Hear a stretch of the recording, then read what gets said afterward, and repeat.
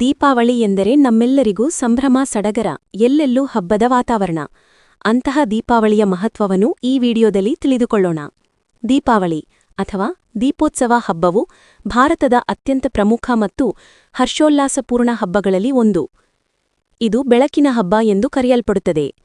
ದೀಪಾವಳಿಯು ಅಂಧಕಾರದ ಮೇಲೆ ಬೆಳಕಿನ ಜಯ, ಅಜ್ಞಾನದ ಮೇಲೆ ಜ್ಞಾನದ ಜಯ, ದುಷ್ಟದ ಮೇಲೆ ಸತ್ಶಕ್ತಿಯ ಜಯವನ್ನು ಸೂಚಿಸುತ್ತದೆ.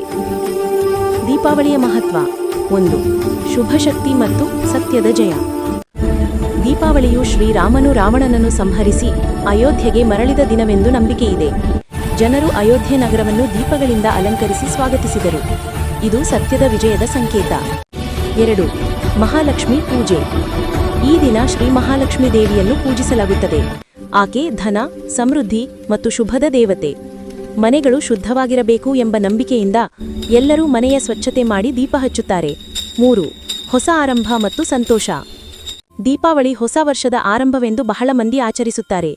ವ್ಯಾಪಾರಿಗಳು ಹೊಸ ಖಾತೆ ಪುಸ್ತಕಗಳನ್ನು ಪ್ರಾರಂಭಿಸುತ್ತಾರೆ ಮತ್ತು ಹೊಸ ವಸ್ತುಗಳನ್ನು ಖರೀದಿಸುತ್ತಾರೆ.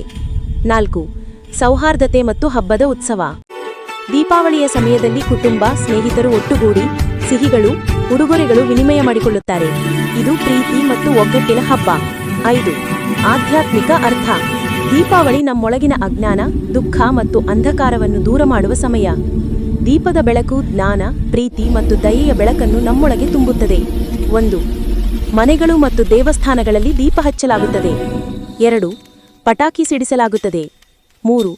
ಸಿಹಿ ತಿಂಡಿಗಳನ್ನು ತಯಾರಿಸಿ ಹಂಚಿಕೊಳ್ಳಲಾಗುತ್ತದೆ. 4. ಲಕ್ಷ್ಮೀ ಪೂಜೆ, ಗಣೇಶ ಪೂಜೆ ಮಾಡಲಾಗುತ್ತದೆ. 5. ಹೊಸ ಬಟ್ಟೆ ಧರಿಸಿ ಎಲ್ಲರೂ ಹರ್ಷಭರಿತರಾಗಿ ಹಬ್ಬವನ್ನು ಆಚರಿಸುತ್ತಾರೆ. ದೀಪಾವಳಿಯ ಸಂದೇಶವೆಂದರೆ ಬೆಳಕಿನಿಂದ ಅಂಧಕಾರವನ್ನು ಹೋಗಲಾಡಿಸೋಣ, ಪ್ರೀತಿಯಿಂದ ಹೃದಯಗಳನ್ನು ಬೆಳಗಿಸೋಣ. ದೀಪಾವಳಿಯ ಮಹತ್ವ ತಿಳಿಸಿದ ಈ ಕಥೆಗೊಂದು ಲೈಕ್ ಮಾಡಿ ಹಾಗೂ ಇಂತಹ ಕಥೆಗಳನ್ನು ತಮ್ಮ ಮಕ್ಕಳಿಗೆ ತಿಳಿಸಿ. ಇನ್ನಷ್ಟು ಜನರಿಗೆ ತಿಳಿಯಲು ಈ ವಿಡಿಯೋ ಶೇರ್ ಮಾಡಿ. ಇನ್ನೂ ಹೆಚ್ಚಿನ ಇಂಟ್ರೆಸ್ಟಿಂಗ್ ಕಥೆಗಳಿಗಾಗಿ ಈ ಚಾನೆಲ್ನ ಸಬ್ಸ್ಕ್ರೈಬ್ ಮಾಡಿ ನಮಗೆ ಸಪೋರ್ಟ್ ಮಾಡಿ. ನಿಮ್ಮ ಪ್ರೀತಿ ಹಾಗೂ ಪ್ರೋತ್ಸಾಹವೇ ನಮಗೆ ಸ್ಫೂರ್ತಿ. ಬೆಳಕಿನ ಹಬ್ಬ ಈ ದೀಪಾವಳಿಯು ತಮ್ಮೆಲ್ಲರ ಜೀವನದ ಅಂಧಕಾರವನ್ನು ಕಳೆದು ಬೆಳಕು ಮೂಡುವಂತಾಗಲಿ ಎಂದು ಹಾರೈಸುತ್ತೇವೆ. ತಮ್ಮೆಲ್ಲರಿಗೂ ದೀಪಾವಳಿ ಹಬ್ಬದ ಹಾರ್ದಿಕ ಶುಭಾಶಯಗಳು.